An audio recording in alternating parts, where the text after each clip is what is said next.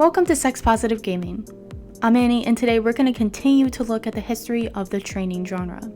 We're going to start in the 1980s, see the evolution and diversification of training games, and continue on to 2009 when a little-known training title changed the Japanese video games industry.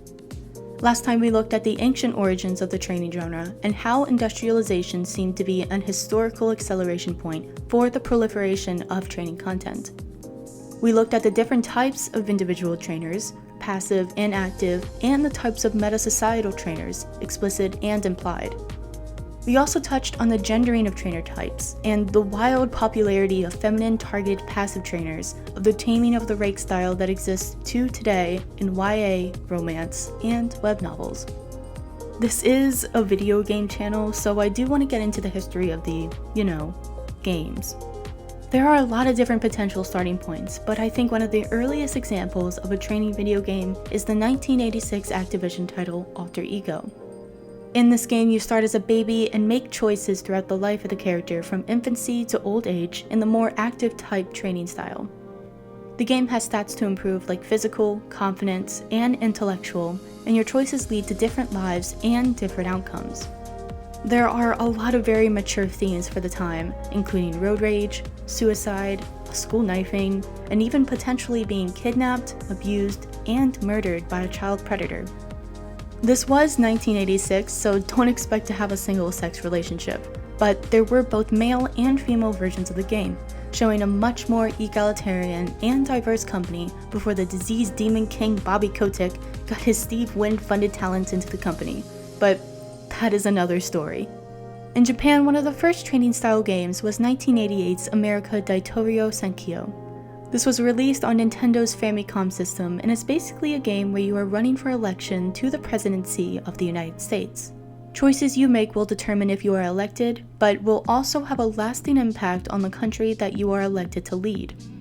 1989's Princess Wall Street Girl is about a prince who falls in love with a sex worker and has to train her into a princess to meet their father, the king's approval, before the wedding. There are stats like poise, dancing, reading, and decorum that you have to train to get the best ending. This is basically Pretty Woman a year before the movie came out. The release of 1991's Princess Maker by the company Studio Gainax was hugely successful in Japan. Yes, the same Gainax that made Evangelion and Gurren Lagann, and this game was very popular. Seriously, I think Princess Maker has been released on more platforms than even Skyrim. It is on the Sega Saturn, the 3DO, Mac, PC, Dreamcast, Sony's MSX, PS1, PS2, Sharp's X68000 console, the PSP, so many mobile versions, and even a 2017 Steam release, Princess Maker Refined. This is the story about training a young princess to be the very best, like no one ever was. There were also eventually 4 main sequels to this game, culminating with Princess Maker 5. The amount of nudity and sexual content was limited by which console the game was released on. As popular as Princess Maker and its clones were, the biggest game changer in Japan for the next decade was the release of Angelique in 1994. This was the feminine-targeted trainer that actually created the otome genre of video games.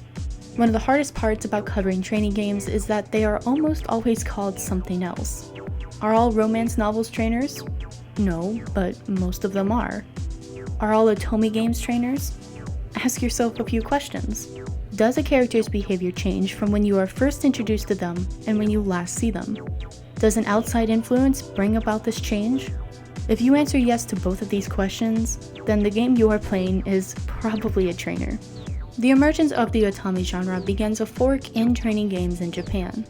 Titles targeting feminine players become more passive forms of trainers, such as 1997's Hop Step Idol and 1999's Pinochia no Miru Yume. Meanwhile, games targeting more masculine players become more visually sexualized and more active in their training forms, with games like 1996's Little Bird in the Shell, 1998's Four Season, and 1999's Blood Royale. There still are less sexualized active trainers that cater to a broader base, like 1998's Misa no Maho Monogatari, but there are less and less of these middle-of-the-road titles as time passes. Over in America, training games were starting to be almost exclusively classified under the simulation tag. 1997's Dungeon Keeper told us evil is good and flipped the script on how the story of a video game is supposed to end. We're allowed to play as the villain and corrupt all of creation into a darker, more sinister image.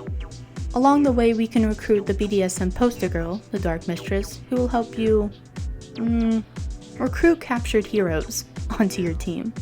This helped pave the way for the year 2000 release of the most popular training game franchise of all time, The Sims. This game took the video game industry by storm and caused an explosion of new feminine identifying players. Why was The Sims so popular? Aside from the massive customizability, it was the first game that gave players the option to play as an active or a passive trainer. Want a character to learn a skill? You can command them to train it, or you can just fill their house with objects that use that skill and they will eventually learn it on their own. One of the greatest parts of the Sims franchise is their modding community. The Sims 4 is probably one of the most elaborate non-text-based sexual trainers in existence, but we'll talk more about that in part 3. The Sims and its many clones and iterations solidifies the training genre as being classified as part of simulation games in the West. Which I find hilarious because simulation games are also the ones where you fly a World War II bomber or drive a tractor. Doesn't that make all video games simulation games? Anyways, back in Japan, the rift widened as Otome games became more and more mainstream with highly successful console releases like 2003's Kinero no Kora, 2004's Mishimase Revumen Sabo, and 2006 Arabian's Lost The Engagement and Dessert.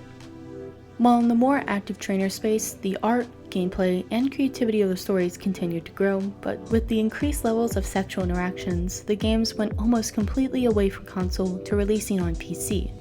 Titles like 2002's Chou Gotenji Escalator, 2005's Shoujo Ma Hogaku, Little Witch Romanesque, and 2008's Wizard Climber were all excellent, but their sales numbers could not reach the level of success of their Otome sibling.